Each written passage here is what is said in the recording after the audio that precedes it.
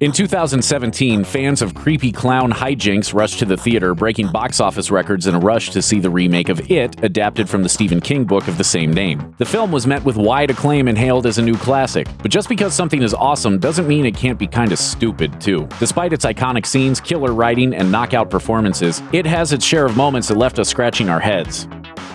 Georgie who? If you know anyone who lost a sibling growing up, you're probably very aware that it's a devastating blow that can tear apart both families and communities.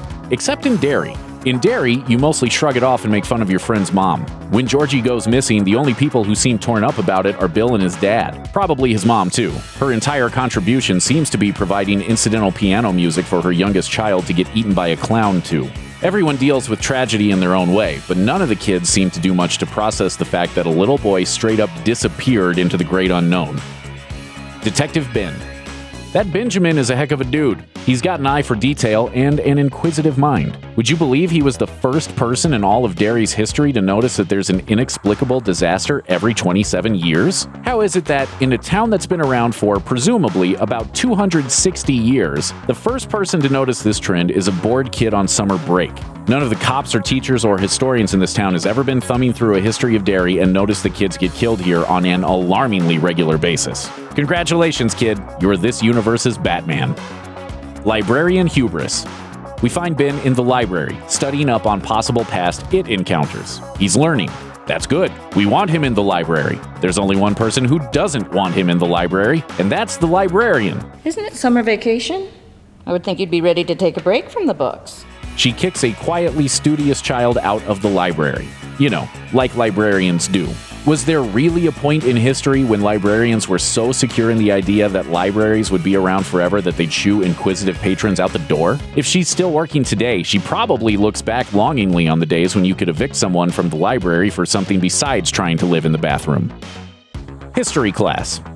Take a look at Ben's bedroom. It's got pictures and newspaper clippings lining the walls. And, well, this. How he got all of this information home when he apparently can't leave the library without getting mugged is a mystery in itself, but that isn't the point. Who shows up in an illustration? You'd better believe it's Pennywise in a print of the signing of Derry's town charter. But it showing up in an old image means one of two things. Either it is doing his usual routine of projecting into places he shouldn't be, or else it was there at town hall in the late 1700s, and not only did nobody mention or object to it, but he just barely warranted making it into the 18th century equivalent of the group photo. How could you forget that face? Who taught you murder? As far as we know, it has one job: eating kids. That's its whole deal. It's been popping up every 27 years to do just that. So why is he so bad at it?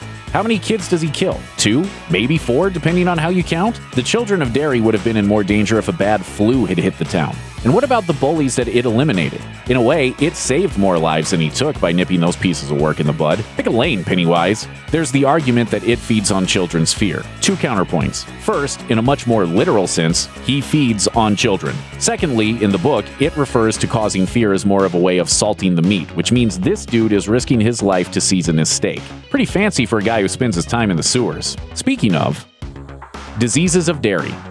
Let's discuss for a moment what makes sewers so important. They convey human waste, rainwater runoff, and our ill-fated goldfish from cities to treatment plants and disposal outlets. They're more or less the key thing that separates us from apes, but they're rife with disease. And these kids are traipsing through them like they're a McDonald's play place. Sorry, every one of these kids is getting hepatitis. Eddie brings this up when they first start exploring the Barrens, but you know what sassiness doesn't protect you from? Cholera.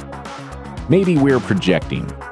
The Losers Club heads to Bill's garage, where Bill has set up what's doomed to be the second worst TED Talk about clowns of all time. They're flipping through slides when the slide projector takes on a life of its own until a series of photos of Bill and Georgie's mom undergoes a nightmarish transformation. Mom straight up turns into Pennywise. And then nobody unplugs the projector. Turn it off!